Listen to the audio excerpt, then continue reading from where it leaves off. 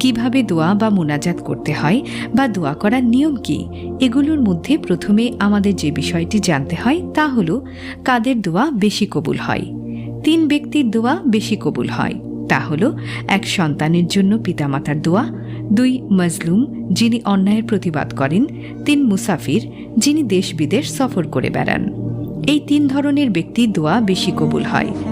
আর দোয়া কখন কবুল হয় এই বিষয়টি অবশ্যই জানতে হবে। কোন কোন সময় কখন দোয়া বেশি কবুল হয় তা হলো শেষ রাতে তাহাজ্জুদ পড়ে। শেষ রাতে তাহাজ্জুদ পড়ে দোয়া করলে সেই দোয়া কখনো বিফলে যায় না। আল্লাহ তাআলা সেই দোয়া অবশ্যই কবুল করেন। আর আজান ও ইকামাতের মধ্যবর্তী সময়ে দোয়া পুরুষদের জন্য এটি খুবই গুরুত্বপূর্ণ মুহূর্ত। যারা নামাজ পড়তে চায় আজান ও ইকামাতের মধ্যবর্তী সময় যদি দোয়া করেন তাহলে সে হাত খালি ফিরিয়ে দেয়া হয় না। সে দোয়া অবশ্যই আল্লাহর কাছে কবুল